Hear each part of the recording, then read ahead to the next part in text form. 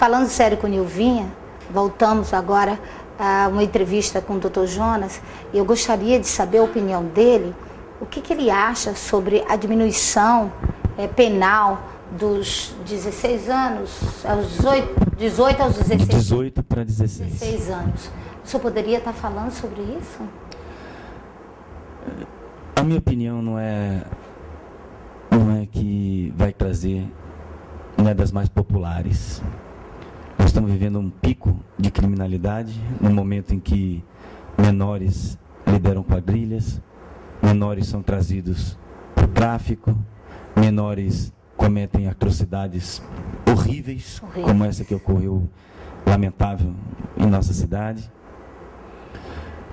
O que eu compreendo quanto à diminuição da imputabilidade penal de 18 para 16, passar a responder. Muitos poderão dizer, como é que um homem, um rapaz de 16 não pode responder por seus atos? A questão não é tão somente isso, é a falência do sistema carcerário brasileiro. Nós temos hoje milhares, centenas de milhares de mandados de prisão que não são cumpridos porque não tem onde colocar. O que aconteceu em São Luís do Maranhão, de cortar a cabeça, rolar pelo pátio, de várias pessoas foram... Aí quando acontece isso, todos se humanizam e falam, poxa, realmente isso não pode acontecer. Aí é uma repulsa coletiva. O projeto que está sendo apresentado, está em tramitação, é de autoria do senador Pedro Tax, que já tivemos oportunidade, repito aqui, enquanto professor de uma pós-graduação em Direito Penal na Escola do Ministério Público aqui no Mato Grosso, brilhante procurador da República, digno senador. Peço vênia para discordar do entendimento de que, baixando a idade para 16, teríamos resolvido o problema de criminalidade, de modo algum. De modo algum. Se baixássemos para 16, se esse projeto vier a ser aprovado e receber o veto do presidente, e vir a tramitar e se tornar lei, em pouco tempo, não estranhe se nas manchetes de jornais tivermos crianças não mais com 16 ou 15, mas agora com 14, 13, 15 e menores.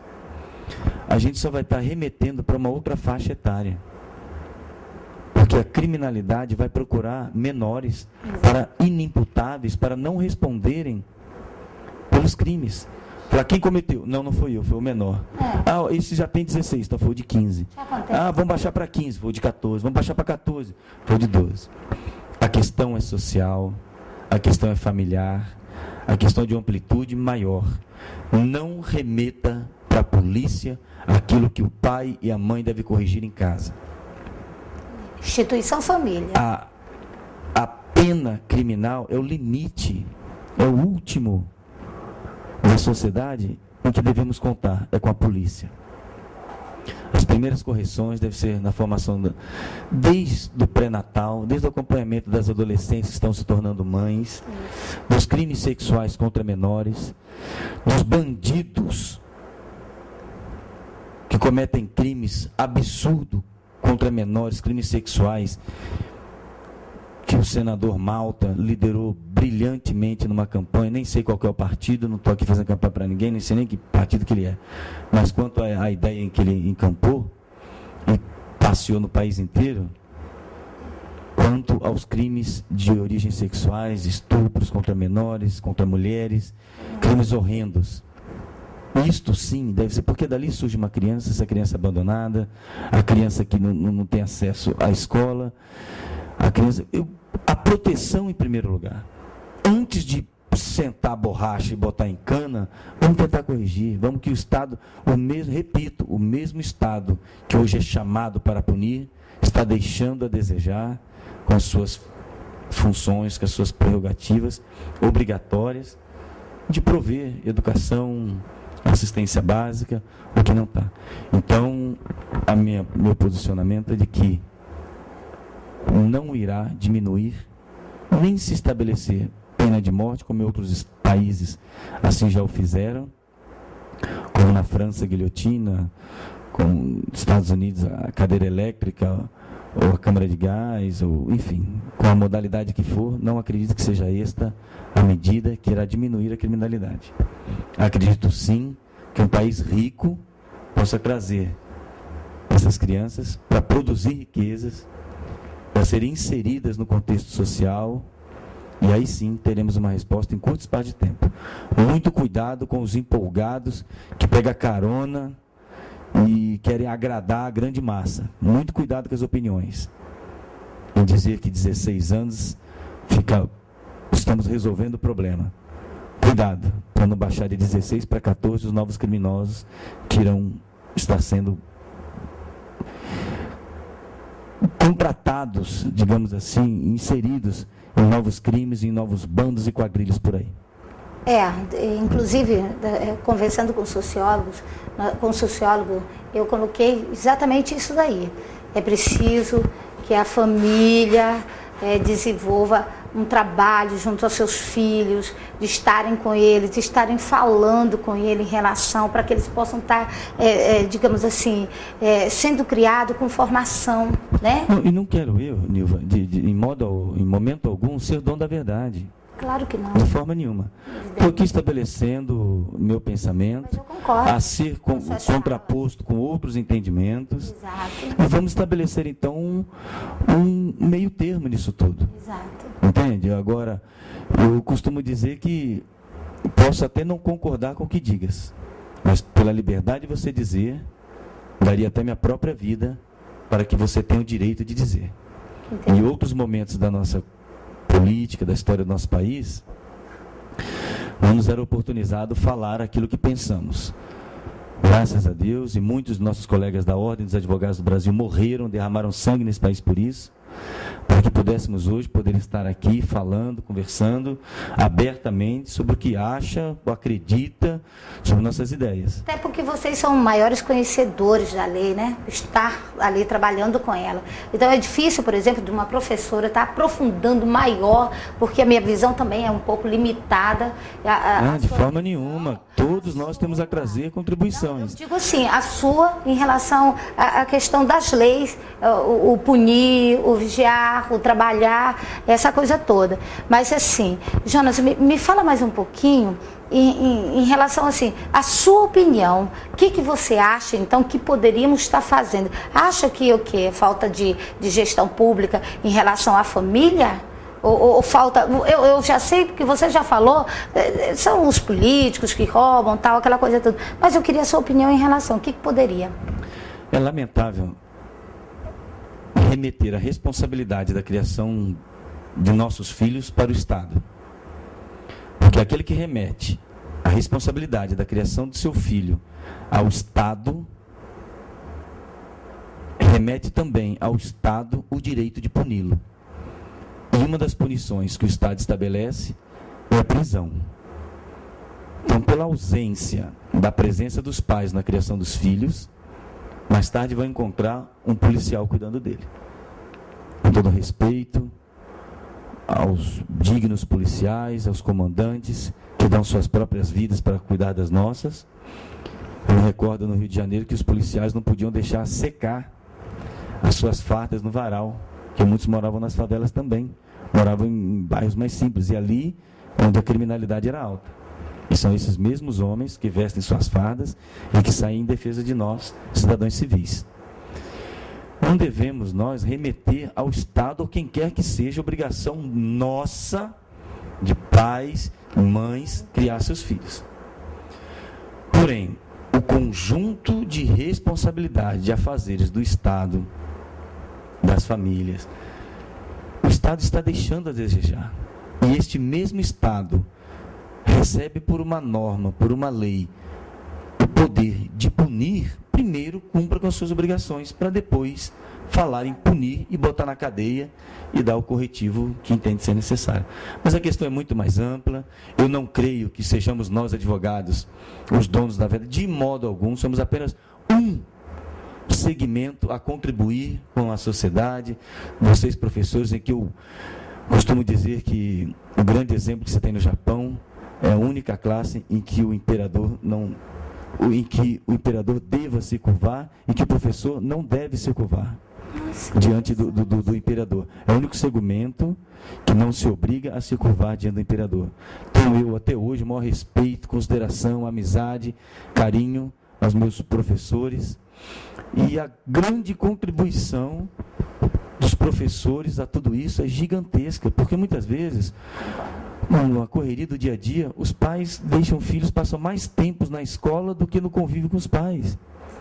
Então, merecem melhores remunerações. Vamos usar esse momento aqui para dizer isso.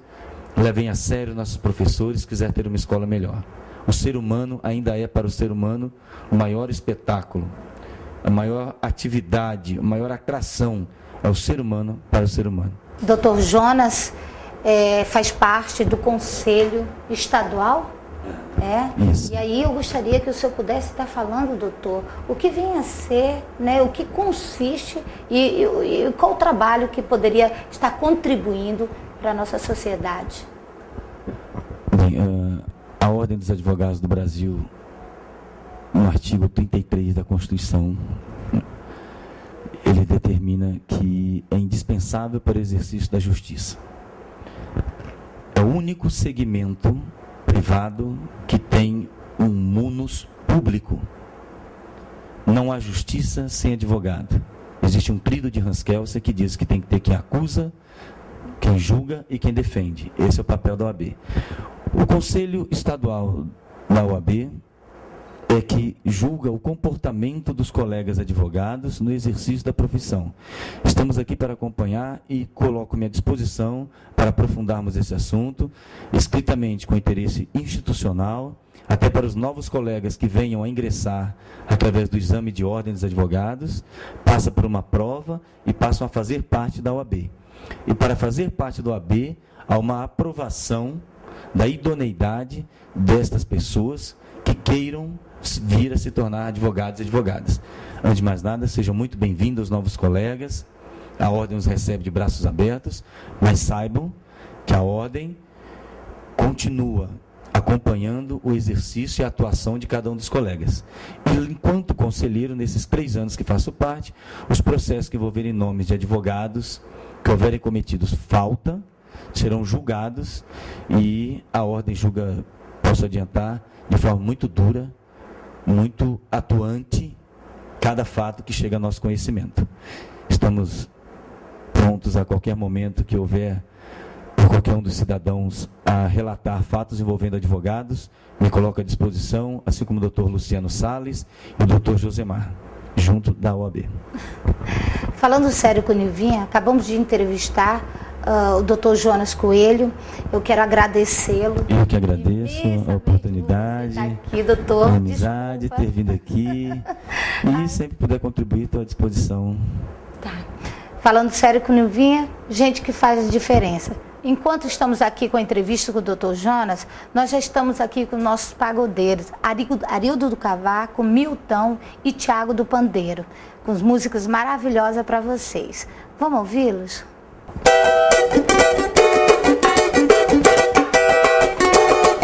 Se eu quiser fumar, eu fumo. Se eu quiser beber, eu bebo.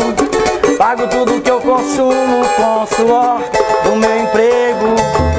Confusão eu não arrumo, mas também não peço arrego. Eu um dia me aprumo, tenho fé no meu apego. Eu só posso ter chamego com quem me faz cafuné. Como vampiro morcego, é o homem e a mulher. O meu linguajar é nato, eu não estou falando grego. Amores, amigos de fato, nos lugares onde eu chego. Eu sou descontraído, nem que eu tivesse bebido, nem que eu tivesse fumado pra falar da vida alheia. Mas digo sinceramente, na vida a coisa mais feia é gente que vive chorando de barriga cheia. É gente que vive chorando de barriga cheia. É gente que vive chorando de barriga cheia. fumar eu fumo, se eu quiser beber eu bebo. Pago tudo que eu consumo com o suor do meu emprego. Confusão eu não arrumo, mas também não peço arrego. Eu um dia me aprumo, tenho fé no meu apego. Eu só posso ter chamego com quem me faz cafuné. Como vampiro morcego é o homem e a mulher. O meu linguajar é nato, eu não estou falando grego. Amores, amigo de fato, nos lugares onde eu chego. Eu sou descontraído, nem que eu tivesse bebido, nem que eu tivesse fumado pra falar da vida alheia. Mas digo sinceramente, na vida a coisa mais feia é gente que vive chorando de barriga cheia. É gente que vive chorando de barriga cheia. É gente que vive chorando de barriga cheia.